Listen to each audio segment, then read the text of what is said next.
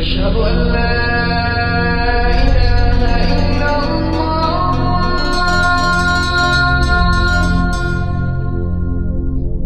أشهد أن لا إله إلا الله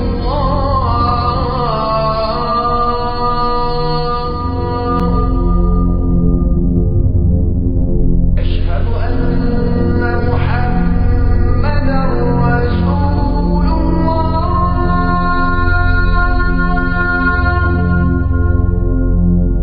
أشهد أن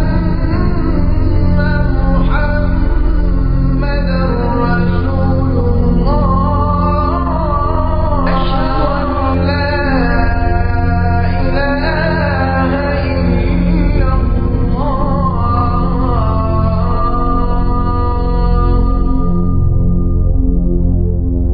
أشهد أن محمدا رسول الله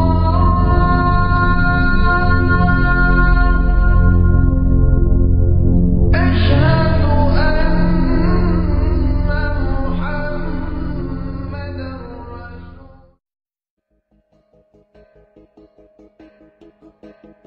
Le Coran ne mentionne nulle part le serpent d'Éden.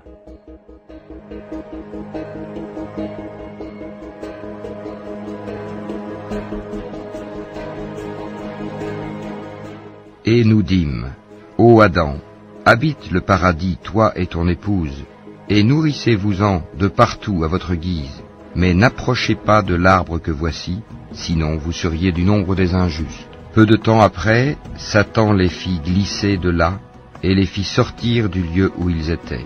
Et nous dîmes, descendez du paradis, ennemis les uns des autres, et pour vous il y aura une demeure sur la terre, et un usufruit pour un temps.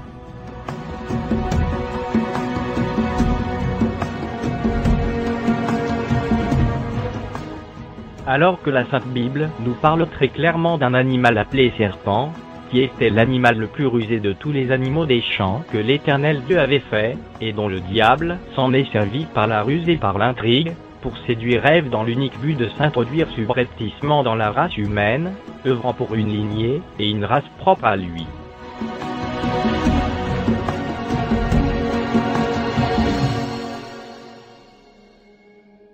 Le serpent était le plus rusé de tous les animaux des champs que l'Éternel Dieu avait fait.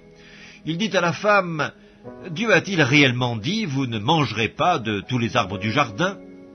La femme répondit au serpent, « Nous mangeons du fruit des arbres du jardin, mais quant au fruit de l'arbre qui est au milieu du jardin, Dieu a dit, vous n'en mangerez point et vous n'y toucherez point de peur que vous ne mouriez. » Alors le serpent dit à la femme, « Vous ne mourrez point, mais Dieu sait que le jour où vous en mangerez, vos yeux s'ouvriront et que vous serez comme des dieux, connaissant le bien et le mal. » La femme vit que l'arbre était bon à manger et agréable à la vue, et qu'il était précieux pour ouvrir l'intelligence.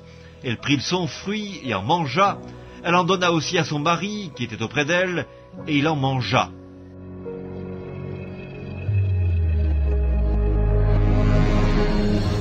L'homme répondit, « La femme que tu as mise auprès de moi m'a donné de l'arbre et j'en ai mangé. » Et l'Éternel Dieu dit à la femme, « Pourquoi tu fais cela ?»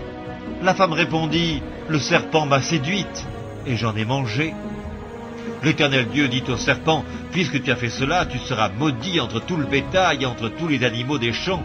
Tu marcheras sur ton ventre et tu mangeras de la poussière tous les jours de ta vie. Je mettrai inimitié entre toi et la femme, entre ta postérité et sa postérité.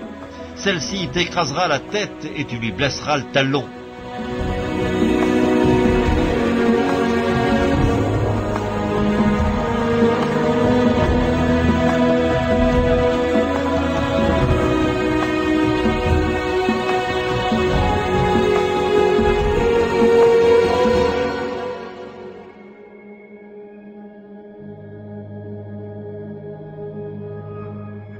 Où est donc passé ce serpent qui provoqua la chute de l'humanité tout entière?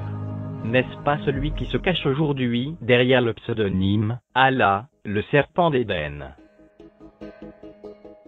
Commencez-vous donc à comprendre pourquoi le Coran ne mentionne nulle part ce serpent ancien?